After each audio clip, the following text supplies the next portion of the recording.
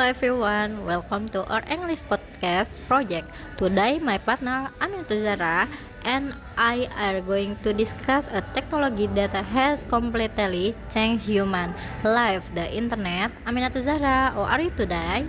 Are you ready to talk about this? Hi Firla, I am doing great. Thank you. And yes, I am very excited. The internet is a fantastic topic because honestly, I think neither of us could survive a whole week without it anymore. It's everywhere.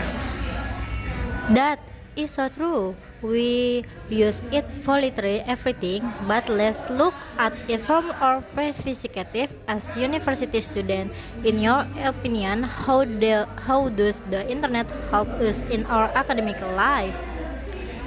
Well, in the past, students had to spend hours in the library, searching through hundreds of heavy books just to find information for one assignment.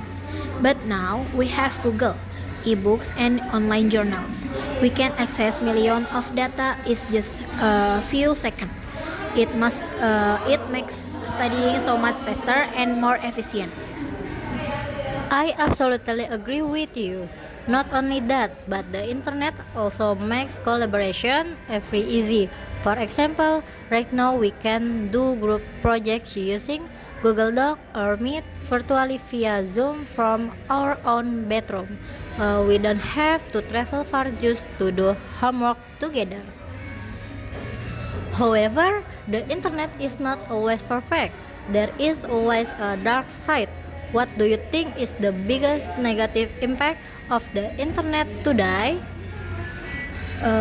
I think the biggest problem is the distraction and mental health. With social media like Instagram and TikTok, it's very easy to lose focus. Sometimes I open my phone to look up and listen, but I end up scrolling through videos for 2 hours. It wastes so much time. Another thing is fake news or hoax. There is too much bad information out there, and some people just believe in blindly. Yes, cyberbullying and online scam are also rising. So, as communication student, what do you think we should do to protect ourselves? We must practice digital literally. We need to be smart online before sharing any information.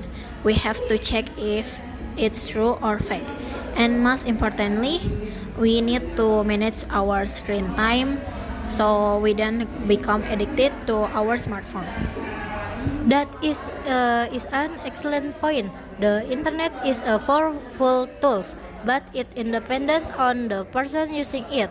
Well, thank you Aminatu Zahra for this insightful conversation. Now let's wrap up this topic and switch roles for our next discussion. Welcome back to the second part of our podcast. Now, I am taking over as the host, and Firla will be my guest speaker. For this session, we are going to dive into one of the hottest and most trending topic right now, and artificial intelligence or AI. So, Firla, when you hear the word AI, what is the first thing that comes to your mind? Do you actually use it in your daily life as a student? Hi Ami, yes, absolutely. AI is not just in sci-fi movies anymore. It's a reality. Personally, I use AI tool like GPT or Gemini quite often. For me, AI act like a 24/7 personal tutor. For example, if my lecturer explained a very difficult concept in class and I still don't get it, I can ask AI to explain it to me using simple words or everyday sample. It also helps me a lot when I run out of ideas for writing easy. Wow, that sounds incredibly helpful. But some people are actually scared of AI. They think that in the future AI will become too smart and replace human jobs, or even replace us completely. What do you think about the fear? I understand why people worry because AI can process data and analyze things faster than any human.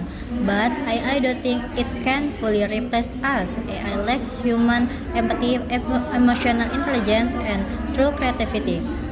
machine doesn't have a soul or moral value, so AI should be seen as a tool to collaborate with us, not to replace us. That's a very positive way to look at it. However, in education world, many teachers and professors are worried about cheating. Many students just copy and paste their whole assignment directly from AI without studying. What is your opinion on this ethical issue?